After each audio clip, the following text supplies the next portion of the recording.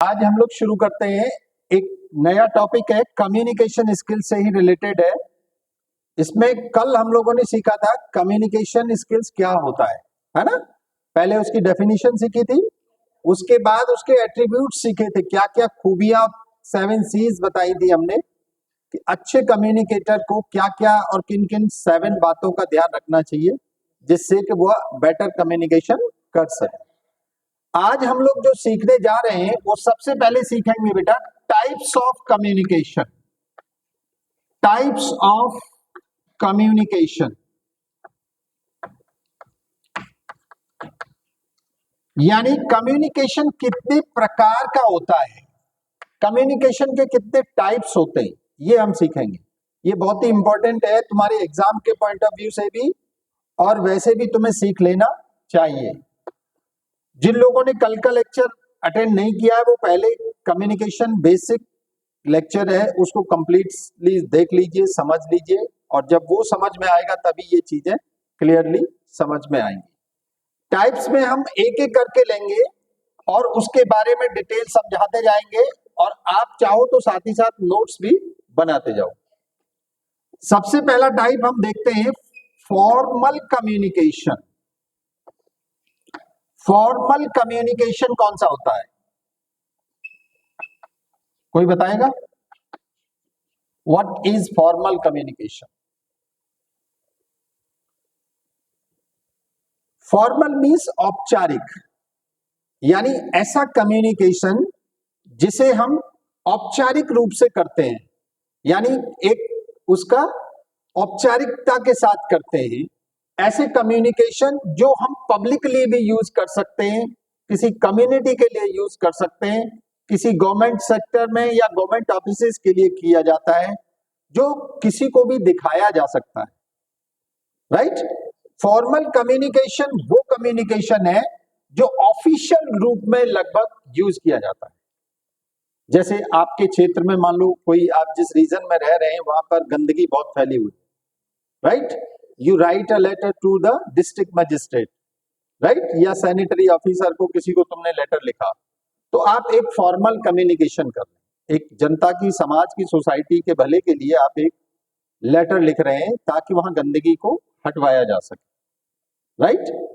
या तुमने कोई पैम्फलेट छपवाया कि गंदगी वहां लोग ना इकट्ठा करें, ना फेंकें, कूड़ा इधर उधर ना फेंकें, देश सबका है, अपना है, इसको साफ स्वच्छ और अच्छा बनाए रखें, सुंदर बनाए रखें माहौल को। तो इस टाइप के कम्युनिकेशन को फॉर्मल कम्युनिकेशन कहते हैं, राइट। फॉर्मल कम्युनिकेशन की कुछ खूबियां और होती हैं, जैसे हम इसको एक सर्टेन वर्ड्स या सर्टेन पैटर्न के थ्रू स्टार्ट करते हैं। जैसे जब कोई भी तुम लेटर ऐसा लिखते हो जो पब्लिक के भले के लिए या किसी के लिए, है ना, आप लिखते हो तो उसमें कैसे शुरू करते हो? लिखते हो, जैसे एग्जांपल मैं दे रहा हूं, तुम देख लो जरा। I would like to draw your kind attention, ऐसे शुरू करते हो कि नहीं? Draw your kind attention towards the fact that, ऐसे शुरू करते हो कि नहीं? ये फॉर्मेलिटी हो रही है एक तरह से। फॉर्मल कम्युनिकेशन में ये चीजें आप जरूर डालते हो, राइट। एक आज शुरू करते हो with due respect I wish to convey, मैं इस रेस्पेक्ट के साथ आपको ये कन्वे करना चाहता हूं, राइट। तो ये सब फॉर्मल कम्युनिकेशन की बातें हैं, राइट। लास्ट में जैसे तुम लिखते हो with due regards, with warm regards, लिखते हो कि नहीं? तो इस तरह के ये जो सेंटेंसेस या वर्ड्स का जो आप यूज करते हो अपने लेटर्स में या कम्युनिकेशन में, इनको बोलते हैं फॉर्मल कम्युनिकेशन। जैसे कोई गैदरिंग हो रही है, उसमें ओरल कम्युनिकेशन आप कर रहे हो, राइट, मौखिक रूप से कोई आप स्पीच देना चाह रहे हो या कोई गाना सुनाना चाह रहे हो, तो फॉर्मल कम्युनिकेशन करते हो, लेडीज एंड जेंटलमैन, बोलते हो कि नहीं? This is a part of formal communication, है ना। तो इस तरह से ऐसा कम्युनिकेशन जो फॉर्मल रूप में किया जाता है, चाहे वो रिटन हो, चाहे वो ओरल हो, चाहे वो किसी भी स्पीच के रूप में हो, उस टाइप के कम्युनिकेशन को हम क्या बोलते हैं? Formal communication. स्पेशली ये दूसरे लोगों के साथ किया जाता है, पब्लिक के लिए किया जाता है, जिसको किसी को भी दिखाया जा सकता है, उसी को बोलेंगे हम फॉर्मल कम्युनिकेशन। सेकंड टाइप हमारा आता है इसी का opposite, informal communication. Informal communication कौन सा होता है? यानी ऐसा कम्युनिकेशन जिसको किसी के भी सामने, हर किसी के सामने ओपन नहीं किया जा सकता। ये जनरली कम्युनिकेशन ब्लड रिलेशन में, फादर के साथ, मदर के साथ, ब्रदर के साथ, सिस्टर के साथ, राइट? ऐसा कम्युनिकेशन जो फैमिली में या क्लोज रिलेटिव्स के बीच में होता है, जिसको जनरली पब्लिकली जिन बातों को नहीं किया जा सकता है, नहीं कहा जा सकता है, राइट? उस टाइप के कम्युनिकेशन को क्या बोलते हैं हम? Informal communication, right? इनके भी कुछ एड्रेसिंग वर्ड्स होते हैं।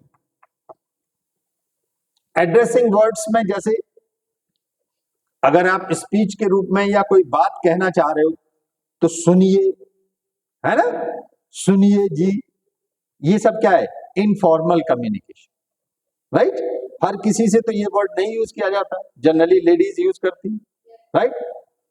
और दोस्तों में सुनो, मोहित इधर आओ, मोहित इधर सुनो, तो ये क्या है? Close friends, close relatives, right? उन्हीं के साथ किया जा सकता है इनफॉर्मल कम्युनिकेशन। ये जस्ट एक छोटा सा मैं आपको इंफॉर्मेशन ऐसे दे दे रहा हूं। यानी जो फैमिली के अंदर या ब्लड रिलेशन में कम्युनिकेशन किया जाता है उसको क्या बोलते हैं हम? इनफॉर्मल। और इसको पब्लिकली नहीं किया जा सकता, राइट? ओपनली सबके सामने नहीं हो सकता। क्लियर? ये भी क्लियर हो गया होगा। अब हमारा नेक्स्ट टाइप आता है बेटा verbal communication. Verbal communication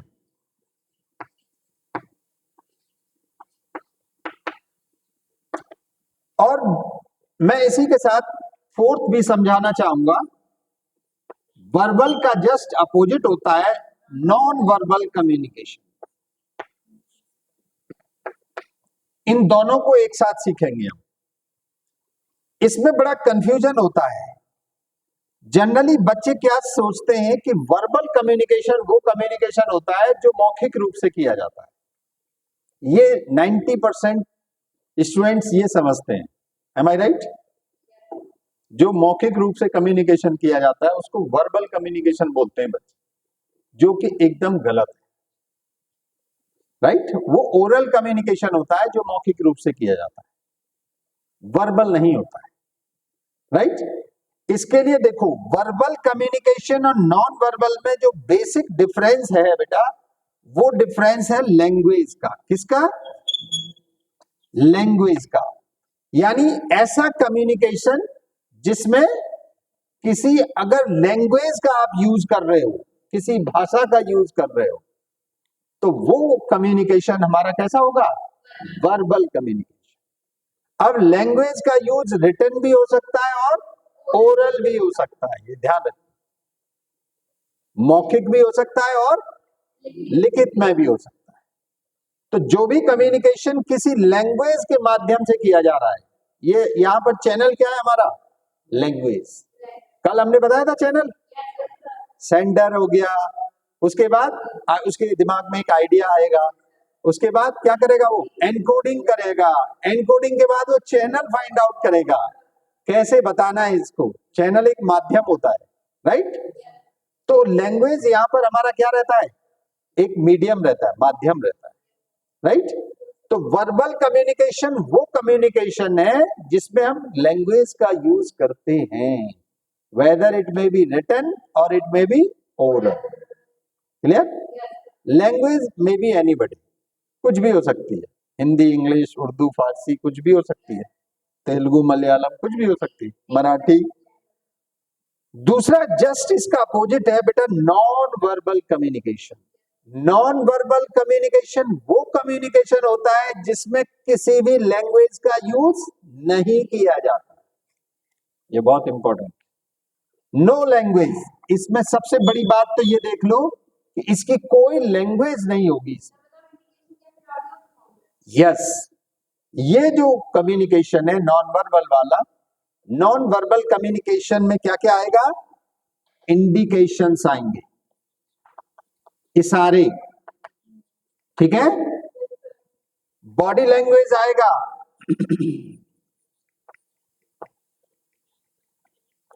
body language में बहुत कुछ आ गया। आपकी बॉडी के सारे जितने भी पार्ट्स हैं वो जिस तरह का इंडिकेशन दे रहे हैं, उनके माध्यम से जो कम्युनिकेशन किया जाता है उसको बोलते हैं नॉन वर्बल कम्युनिकेशन। इसमें नॉन वर्बल कम्युनिकेशन में और क्या आएगा आप बताओ? कल हमने बताया था, इसीलिए पूछ रहे हैं। नॉन वर्बल कम्युनिकेशन में देखो बेटा, कलर भी आएगा।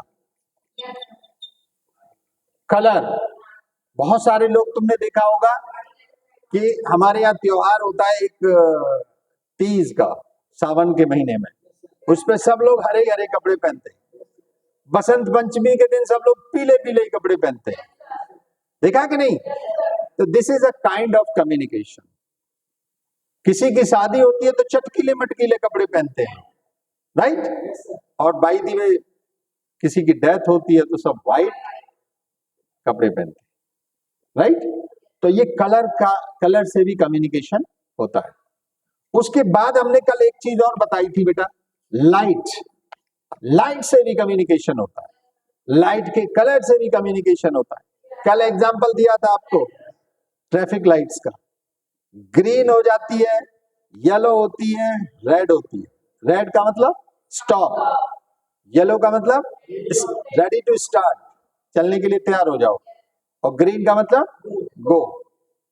तो ये सब जितने भी हमारे कम्युनिकेशन हैं जिनमें किसी भी लैंग्वेज का यूज नहीं किया जाता है, जिसमें इंडिकेशन से, बॉडी लैंग्वेज से, कलर से, लाइट से जो कम्युनिकेशन किया जाता है उसको हम क्या बोलते हैं? Non verbal communication. बहुत इंपॉर्टेंट है, दोनों ही बहुत इंपॉर्टेंट है, राइट? आप लोग जब भी आंसर दो तो ध्यान रखो इन चीजों का। और अगर तुम अपने प्रैक्टिकल लाइफ में भी यूज कर रहे हो कम्युनिकेशन, अच्छा इफेक्टिव कम्युनिकेशन कर रहे हो, तो तुमको इन सब बातों का जरूर ध्यान रखना है। कैसे? सपोज दैट तुम्हारा इंटरव्यू चल रहा है, प्रैक्टिकली सोचो, एक बंदा है जिसके सामने बैठा है चेयर पे, सीधी गर्दन किए, और अपने आंसर दे रहा है। तुमको पूछा सर ने व्हाट इज कम्युनिकेशन, तो तुम एकदम रटे हुए लैंग्वेज में बोल रहे हो communication is a process of transmitting various ideas, information, messages between two or more than two persons, right? आप इस तरह एकदम न्यूज़पेपर रीडर की तरह खड़े होकर आंसर दे रहे हो। एक दूसरा तरीका क्या है, तुम बोल तो रहे हो लेकिन उसमें किसका यूज कर रहे हो? बॉडी लैंग्वेज का। बॉडी लैंग्वेज बहुत कुछ बताता है, बहुत कुछ बताता है। तुमने नेताओं को देखा होगा, बहुत सारे नेता जब स्पीच देते हैं तो सारी पब्लिक में जोश आ जाता है, तालियों की गूंज आ जाने लगती है, एकदम गड़गड़ाहट हो जाती है, शोर होने लग जाता है। क्यों? क्योंकि उनकी बातों में इतना रस होता है, इतना अटेंशन क्रिएटिंग होती है, अटेंशन अट्रैक्टिंग होती हैं, और लोग उनकी बातें सुन के एकदम जोश में आ जाते हैं, राइट? उसके पीछे बेटा लैंग्वेज का भी रोल है, वर्बल कम्युनिकेशन का भी रोल है, और नॉन वर्बल कम्युनिकेशन का भी। जैसे मैं तुम्हें कुछ एग्जांपल बताता हूं, तुम देखो जो नेता इस तरह से दोनों हाथ दिखाएगा, ये मैंने देखा है और पढ़ा भी है एक जगह, जो इस तरह से दोनों हाथ जो दिखाता है जो भी नेता, वो उसमें उसकी ऑनेस्टी और ट्रुथ दिखता है, यानी ये बात को सच्चाई से कर रहा है, राइट?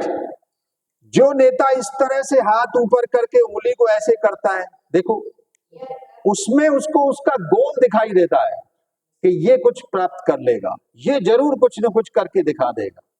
बॉडी लैंग्वेज देखो बेटा, इंडिकेट कर रही है, साइकोलॉजिकल इंपैक्ट डालती है जिन लोगों पे, राइट? जो कोई भी अपने उसको कुर्ते के कपड़े को ऐसे खींचता है, उसका मतलब वो फुल ऑफ एनर्जी है,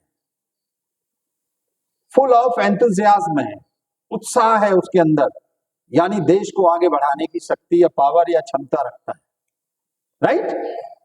जो अपनी लैंग्वेज में एक दूसरे से सेंटेंस को इस तरह से कंटिन्यूएशन में और कोहेरेंस के साथ बोलेगा, कल मैंने बताया था तुम्हें कोहेरेंस, राइट, लिसिडिटी रखेगा उसमें, तो वो नेता की बातों में दम अलग ही आएगा, उसमें लोगों का इंटरेस्ट अपने आप क्रिएट हो जाए।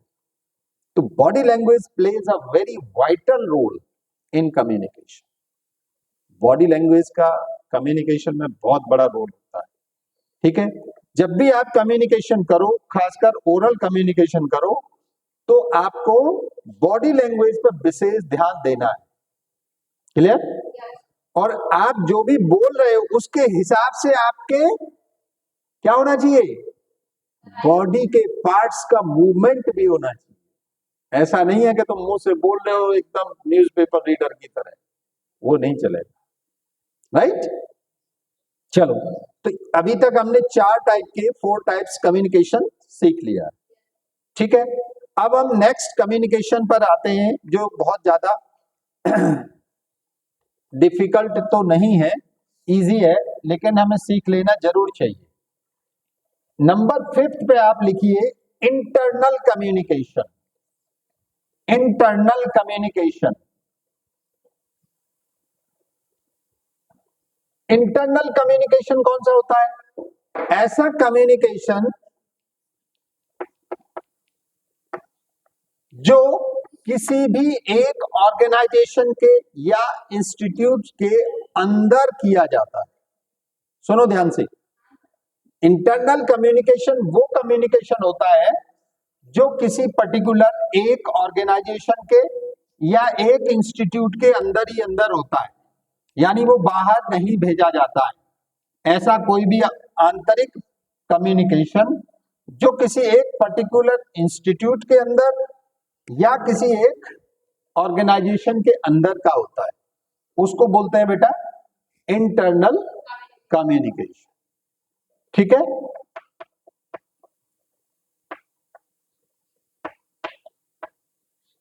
इंस्टीट्यूट के अंदर होगा, ठीक है। दूसरा नंबर 5 था ना ये। अब नंबर 6 पे आता है हमारा बेटा एक्सटर्नल कम्युनिकेशन। ये सिंपल है बेटा, ज्यादा कुछ डिफिकल्ट इसमें नहीं है। एक्सटर्नल कम्युनिकेशन वो कम्युनिकेशन होता है जो किसी इंस्टीट्यूट या ऑर्गेनाइजेशन के बाहर किया जाता है, बाहर, ठीक है। उसके बाद एक हमारा कम्युनिकेशन का टाइप आता है ओरल कम्युनिकेशन, इसे तो आप जानते ही हो। ओरल कम्युनिकेशन कौन सा होता है? जो मौखिक रूप से किया जाता है, यानी बोलकर जो कम्युनिकेशन किया जाता है उसको क्या बोलते हैं? Oral communication. मौखिक रूप से जब भी कम्युनिकेशन होगा, इसमें भी क्या जरूरी है बताओ? लैंग्वेज। बिना लैंग्वेज के ओरल कम्युनिकेशन नहीं होगा, राइट। और हमारा 8th टाइप का जो कम्युनिकेशन होता है वो कौन सा होता है? Written communication. कौन सा कम्युनिकेशन? रिटन, लिखित वाला। इसमें भी कोई ना कोई लैंग्वेज जरूर होगी। कोई डाउट? इजी है ये तो, इसलिए मैंने थोड़ा जल्दी बता दिया, सिंपल है ना ये। अब हम बेटा नेक्स्ट टॉपिक पर आते हैं, जो हमारा कम्युनिकेशन से रिलेटेड ही है। एक बार नोट कर लीजिए इसको। अब हम लोग एक डिफरेंट टॉपिक पे आते हैं। कम्युनिकेशन के विषय में अगर हम सीखते हैं तो आज हमको पहले तो एक चीज सीखनी होगी कि how does the communication develop, यानी कम्युनिकेशन का डेवलप कैसे होता है, कम्युनिकेशन का डेवलपमेंट होता है कि नहीं होता है। पहले तो ये बताओ इसका विकास कैसे हुआ, कहां से आया, कैसे चला और कहां पहुंचा।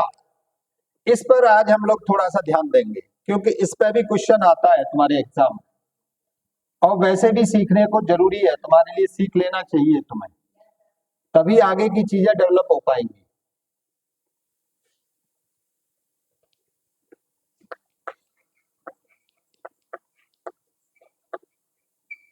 Development of communication.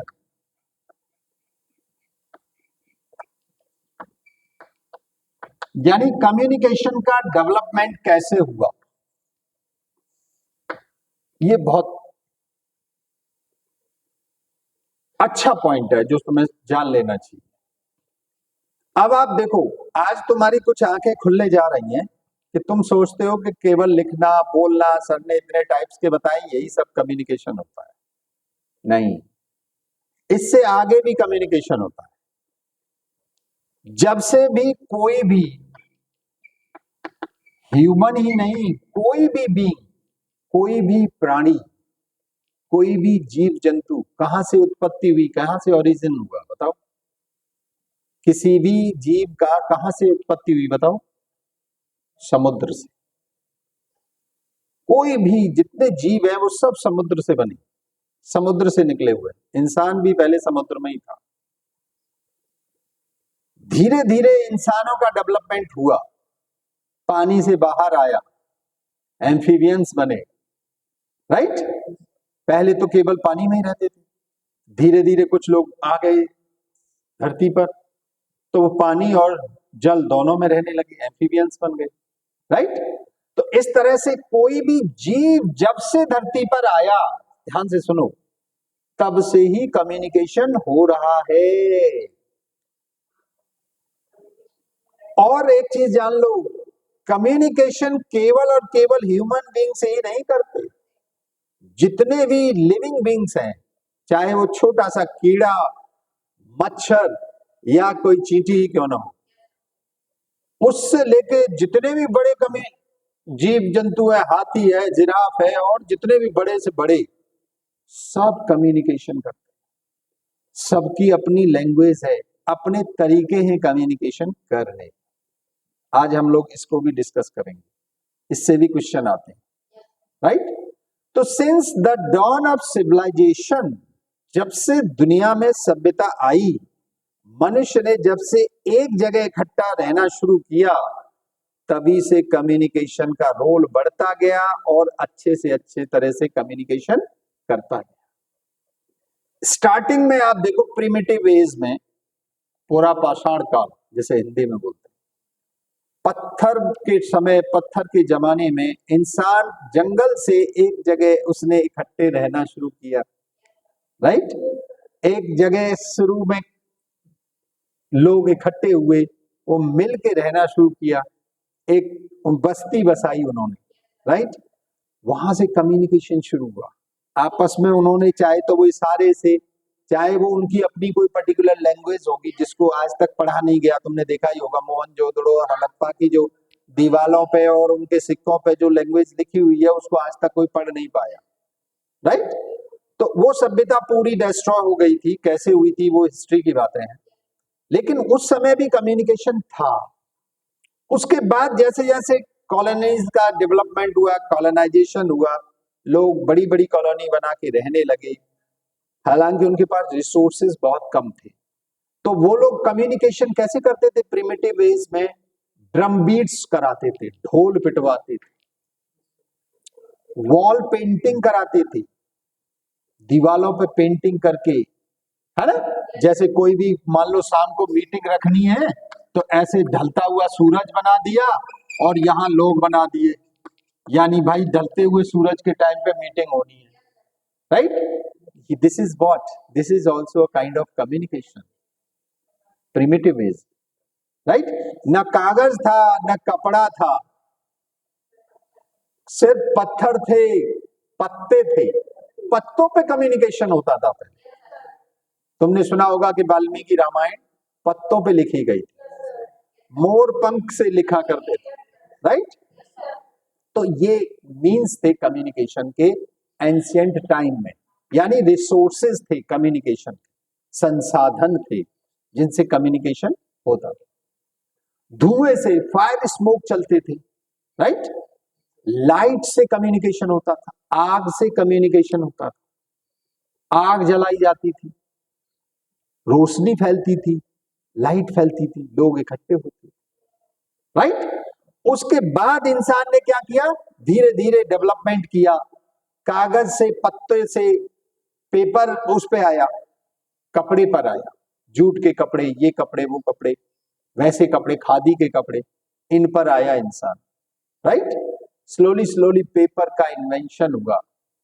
जब से पेपर का इन्वेंशन हुआ तब से कम्युनिकेशन में स्पीड पकड़ ली। और पेपर के इन्वेंशन के बाद जब गुटेनबर्ग ने प्रिंटिंग प्रेस का इन्वेंशन कर दिया, राइट, तब कम्युनिकेशन की स्पीड और बढ़ गई। फिर लेटर्स बनने लगे, बुक्स बनने लगी, जो पहले पेन से उससे मोरपंखी से लिखते थे, लकड़ी की किससे, कलम से लिखते थे, वो फिर पेन में कन्वर्ट हुआ, है ना, निप में कन्वर्ट हुआ। फिर धीरे धीरे कम्युनिकेशन का ऐसे डेवलपमेंट हुआ। उसके बाद क्या होता है, जब प्रिंटिंग प्रेस आ गई तो लोग स्टोर करके रखने लगे कम्युनिकेशन को। एक स्टोरेज 10, 20, 100 साल, 200 साल चल जाता था, राइट। तुम में से कुछ लोग ताजमहल देखने कभी गए हो, तो ताजमहल कब बना था, 15th सेंचुरी में, 1500 कुछ में बना था ना, 16th सेंचुरी में बना था। तो तब के कुछ लेख, अभिलेख, बुक्स आज भी वहां के म्यूजियम में रखे हुए, 500-600 साल पुराने। Though they are very torn and yellowish, पीले पड़ गए एकदम वो, लेकिन उर्दू में लिखे हुए हैं, वो आज भी आपको देखने को मिल जाएंगे, राइट। तो ये सब कम्युनिकेशन के माध्यम थे, लेटर्स हुआ करते थे। उस समय जब पेपर नहीं आया था, उससे पहले एक और चीज चलती थी, हॉर्स राइडर चलते थे कम्युनिकेशन। तुमने महाभारत काल में देखा होगा, रामायण महाभारत में, वो कपड़े के एक रोल पे लेके जाता है घुड़सवार लेके जाता है। जब राजा के दरबार में पहुंचता है तब उसको पढ़ के सुनाता है कि मिथिला के राजा ने ये सूचना भेजी, राइट। तो आप ये सीखिए कि कम्युनिकेशन का डेवलपमेंट किस तरह से आगे बढ़ा। उसके बाद क्या हुआ, पेपर आ गया, प्रिंटिंग प्रेस आ गया, उसके बाद लेटर्स फॉर्म में आ गया, और जब से फिर धीरे धीरे ये किस में कन्वर्ट हुआ, लेटर से कम्युनिकेशन होने लगी। कबूतर was also one of the major channel of communication in those days. कबूतर के माध्यम से कम्युनिकेशन होता था, राइट, वो एक चैनल था। Pigeon was also a kind of channel, communication का चैनल, राइट। उसके बाद क्या होता है, लेटर के बाद तुम्हारे यहाँ फिर तार शुरू हुआ, तार, यानी आप अपनी बात को वायर के थ्रू कहीं पहुंचाते। जब काफी पहले एक समय की बात है, जब आर्मी में लोग जॉब करते थे तो तार भेजे जाते थे, तार के माध्यम से शॉर्ट में, वर्ड्स में पेमेंट करना पड़ता था, तो शॉर्ट में भेजा जाता था मैसेज, मदर सीरियस कम सून, इस तरह से छोटे शब्दों में अपनी बात पहुंचाई जाती, राइट। तो तार शुरू हुआ, फिर उसके बाद टेलीफोन आ गया। देखिए क्या डेवलपमेंट हो रहा है। टेलीफोन वो आया जिसमें उंगली लगा लगा के पूरा पहिया घुमाना पड़ता था। पुरानी मूवीज में देखा होगा, वो इतना बड़ा रिसीवर होता था, उसमें करीब 1 किलो वजन होता था। वो मैं डॉन बोल रहा हूँ, पुरानी मूवीज में देखा होगा, राइट। उसका डेवलपमेंट हुआ। फिर उसके बाद धीरे धीरे और डेवलपमेंट हुए। रेडियो आया, रेडियो से फिर टेलीविजन आया, टेलीविजन में लोग देख के खुश होने लगे, आवाज भी आ रही है और चित्र भी देख रहे हैं। एंटीना लगता था घर में छत पे, उस पे सिग्नल नहीं मिलते थे तो एक आदमी ऊपर ही बैठा रहता था कि देखो घुमा घुमा के कि भाई सिग्नल मिल रहा है कि नहीं मिल रहा है। तो that was also kind of. अब धीरे धीरे और डेवलपमेंट हुआ, अब किसी वायर की जरूरत नहीं। उसके बाद ये टेलीफोन भी हट गए, टेलीफोन भी ओल्ड एज बातें हो गई। अब मोबाइल फोन आ गया, अब जमाना मोबाइल फोन का है, इंटरनेट का है, मेल का है। आज फास्ट स्पीड पे इंडिया डेवलप कर रहा है, देख रहे हो 3G, 4G, 5G, 6G की तैयारी हो रही है, राइट। तो इस तरह से हमारा धीरे धीरे कम्युनिकेशन के मीन्स में डेवलपमेंट हुआ। जैसे जैसे कम्युनिकेशन के मीन्स में डेवलपमेंट हुआ, वैसे वैसे कम्युनिकेशन इजी, क्विक और फास्ट, ये ध्यान रखो तीनों वर्ड। इजी हुआ, क्विक हुआ, फास्ट हुआ, कंफर्टेबल हो गया, चीप हो गया, सस्ता हो गया। पहले फोन पे बात करने के 1 मिनट के 20 रुपए लगते थे जब इनिशियली फोन आया था, फिर 10 रुपए हुए, फिर 2 रुपए, 5 रुपए की कॉल होती थी, 1 रुपए की होती थी, अब फ्री हो गया। आज व्हाट्सएप चल रहा है, सेकंडों में लोग फ्री में बात कर लेते हैं। तो इस तरह से ये हमारा कम्युनिकेशन का क्या है, बोलो क्या है ये, डेवलपमेंट। ये तो बात हो गई कि सर आपने ह्यूमन बीइंग के कम्युनिकेशन की बात कर दी। अब आपके यहाँ पर कुछ क्वेश्चन आते हैं, जैसे how do the bees communicate, जो मधुमक्खी होती है वो कैसे कम्युनिकेशन करती है, कोई बताए। बीज कम्युनिकेट थ्रू डांस, वो अपने डांस से कम्युनिकेशन करती है। याद रखना, बीज का हाइव आपने देखा होगा, छत्ता एक जगह बना रहता है, वहां पे हजारों मधुमक्खियां इकट्ठी हो जाती हैं। वो डांस से कम्युनिकेशन करती हैं, डांस से इंडिकेट करती हैं कि इधर आना है, यहाँ इस डाली पे सही सेफ जगह है, यहाँ पर आप सुरक्षित सब लोग रह सकते हैं। रानी मक्खी होती है, उनकी लीडर होती है, उनमें भी एक लीडर होता है, वो डिसाइड करता है कहाँ पे स्टे करना है, वो वहीं पे फिर सब इकट्ठी हो जाते हैं। Bees communicate through dance. Dolphin, dolphin कैसे कम्युनिकेशन करती है, डॉल्फिन फिश होती है, वो नॉइज से communication, noise, right. Medieval age में तुमने देखा होगा सिक्कों से कम्युनिकेशन होता था,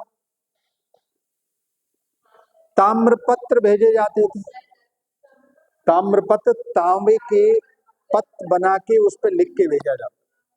तो बहुत सारे रिसोर्सेज, हजारों लाखों टाइप के कम्युनिकेशन के रिसोर्सेज रहे हैं जो आज तक यहां तक पहुंच पाए हैं। आज इंसान इतना फास्ट क्विक कम्युनिकेशन कर ले रहा है, ये सब डेवलपमेंट और साइंटिस्ट का बहुत बड़ा कंट्रीब्यूशन, राइट। इसीलिए लोग कहते हैं कि मनुष्य जो सोच सकता है वह कर भी सकता है और वो पा भी सकता है, राइट। राइट ब्रदर्स ने सपना देखा था एक चिड़िया को उड़ते हुए देखने का, राइट। उन्होंने डिसाइड किया कि भाई ह्यूमन बीइंग भी उड़ना चाहिए, तो उनको लोगों ने मजाक बनाया कि पागल हो गया है, आदमी कैसे उड़ने लगेगा, चिड़िया के तो पंख होते हैं। तो उन्होंने कहा कि एक ऐसी मशीन बनेगी, उसमें बैठ के उड़ेगा आदमी। तो लोगों ने फिर भी उनको मूर्ख समझा। देखो, जितने जीनियस लोग होते हैं उनको कॉमन मैन पहले मूर्ख ही समझता है, लेकिन जब वो अपनी मेहनत से और लगन से कुछ इन्वेंशन कर देते हैं, तब फिर लोग उन्हीं के गुणगान गाते हैं। एडिसन हजारों बार फेल हुए बल्ब का इन्वेंशन करने में, लेकिन हार नहीं मानी और लास्ट में उन्होंने बल्ब का इन्वेंशन कर ही दिया। जिनकी मेहनत, जिनकी लगन और अटूट विश्वास की वजह से आज हम लोग लाइट में बैठ पाते हैं, राइट। तो इस तरह से डेवलपमेंट हमारा कम्युनिकेशन का हुआ, ठीक है। अब आज की डेट में एक चीज और, सैटेलाइट के बारे में भी हमें सीख लेना चाहिए कि सैटेलाइट क्या होता है। पहले तो इस पे एक क्वेश्चन आता है कि what is a satellite, satellite होता क्या है। इसके लिए आप समझ लो, एनी बॉडी, कोई भी ऐसी बॉडी या सॉलिड चीज, right, which revolves around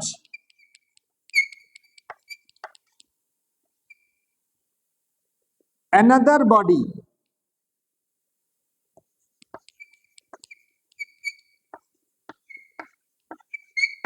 on a certain speed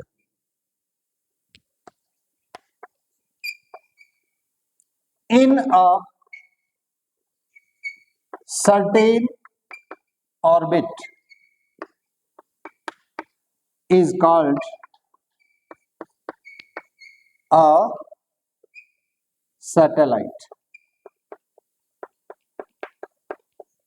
this is very important.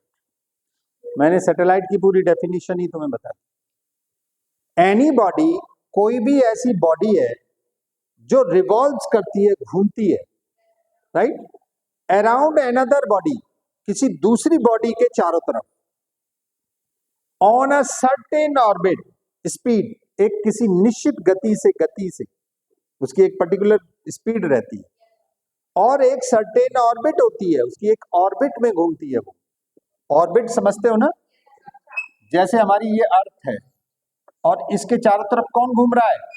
Moon घूम रहा है, राइट।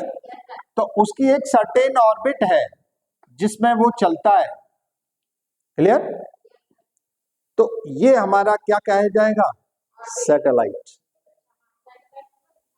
ये जो बॉडी है जो एक सर्टेन स्पीड पर एक सर्टेन ऑर्बिट में कॉन्टिन्यूसली घूम रही है, उसको हम क्या बोलते हैं? सैटेलाइट। ये डेफिनेशन तुम्हारे एग्जाम में आती है, वेरी इंपॉर्टेंट। यस। और इसमें क्या सीखना होता है हमें?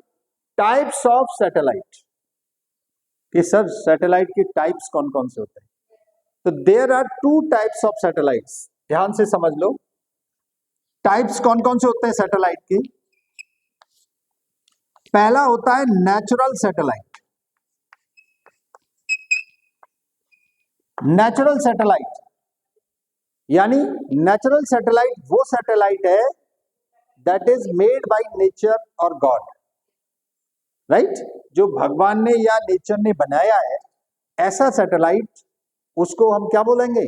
Natural satellite. जैसे मून क्या है? नेचुरल सैटेलाइट, अर्थ के चारों तरफ घूम रहा है, राइट। दूसरा टाइप का कौन सा सैटेलाइट होता है?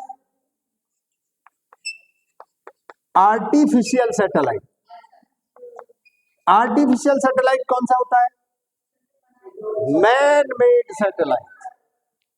Man made satellite is called artificial satellite, यानी एक ऐसा सैटेलाइट जिसको मनुष्य ने बनाया है, साइंटिस्ट ने बनाया है, और उसको अर्थ की ऑर्बिट में छोड़ दिया गया है, और वो एक सर्टेन स्पीड से सर्टेन ऑर्बिट में राउंड कर रहा है कॉन्टिन्यूस। तो that is called artificial satellite. Man made satellite is called artificial satellite, right. अब आप कह रहे होंगे कि सर आप सैटेलाइट क्यों पढ़ा रहे हैं? Satellite is very important for communication. Hello, satellite is very important for communication, because in today's world, whatever you are communicating with the help of mobile or anything, television or anything, internet, you are running through satellite. These artificial satellites which are used for communication are called communication satellites. Hello, आपको 24 घंटे पहले ही पता चल जाता है कि आज वहां पर बारिश होने वाली है, कि तूफान आने वाला है, कि आंधी आने वाली है, कि ओले गिर सकते हैं। मौसम की रिपोर्ट पहले ही मिल जाती है आपको। कहां से मिल रही है? Yes, artificial satellite, communication satellite लगे हुए हैं। वो इन्फॉर्म करते हैं किस एरिया तक, कहां तक ये किस स्पीड से बढ़ रहा है, कहां तक पहुंचेगा, कहां तक पहुंचने की संभावना है, आंधी तूफान, ये सब की पहले क्या हो जाता है? फोरकास्ट हो जाती है, राइट। तो this artificial satellite is called communication satellite, which is used for communication, right. ये भी क्वेश्चन आया कि what is communication satellite? A man-made satellite, which is artificial satellite, which revolves around the earth, and that satellite is used for communication. That kind of satellite is called as communication satellite. This is the main question. तो ये जितने भी बातें मैंने आज तुम्हें बताई हैं, all are questions which are to be asked in your exam. Remember it. जितने भी क्वेश्चंस प्रिमिटिव एज के जितने आए, ये सब क्वेश्चंस हैं जो तुम्हारे एग्जाम्स में आए, कम्युनिकेशन के एग्जाम में आए। ड्रम बीट्स वाला एंसेंट मैन कैसे करता था, ये क्वेश्चन है। बीज कैसे कम्युनिकेट करती हैं, ये क्वेश्चन है, आया है एग्जाम में। आर्टिफिशियल सैटेलाइट और नेचुरल सैटेलाइट में डिफरेंस क्या है, ये क्वेश्चन है। प्रोसेस ऑफ कम्युनिकेशन क्या है, ये क्वेश्चन है, कल मैंने बताया था वो जो यस। तो ये सब चीजें बहुत इंपॉर्टेंट हैं तुम्हारे एग्जाम के पॉइंट ऑफ व्यू से भी और आपकी नॉलेज के पॉइंट ऑफ व्यू से। I hope you understood well. उम्मीद करता हूं आपने कुछ अच्छा सीखा, कुछ नया ज्ञान मिला होगा इसीलिए आपको ये सब बातें समझाई गई। बेटर कम्युनिकेशन के लिए भी आपको अपना हिस्ट्री जान लेना बहुत जरूरी, ताकि तुम आज जिस एज में जी रहे हो उस एज को, उस चीजों को धन्यवाद करो, उसका यूटिलाइज करो, मिस यूज मत करो। आज क्या हो रहा है, मोबाइल का मिस यूज हो रहा है। यूज करो तो मोबाइल सही है, लेकिन अगर मिस यूज करो तो इससे ज्यादा बेकार कोई चीज है नहीं। It's just like a snake, सांप की तरह। अगर इसको सही तरह से सुरक्षित रखो तो तुम्हारे काम आ जाएगा कभी, दोस्त की तरह। अगर तुमने इसका गलत इस्तेमाल करना शुरू किया, आज बच्चे फालतू में टाइम वेस्ट कर रहे हैं मोबाइल पर, रील्स देखने में, गेम खेलने में, जिंदगी तबाह कर रहे हैं अपनी गेम्स में। इतना वैल्यूएबल टाइम है। आज हम लोग डेवलपिंग कंट्री है, हमें डेवलप्ड बनने के लिए एक एक सेकंड का यूटिलाइज करके कंट्री को डेवलप्ड पहुंचाना है।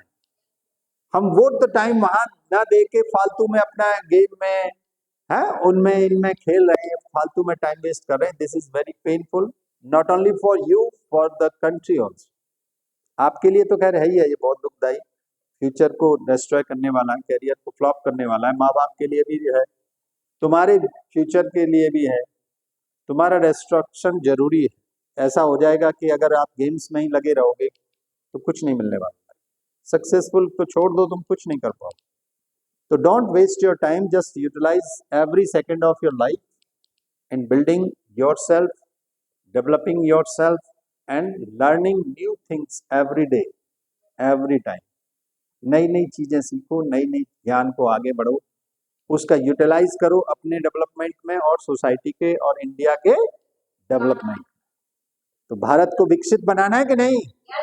इसीलिए कहते हैं पढ़ेगा इंडिया तभी तो बढ़ेगा India. Thank you very much. Like कर देना,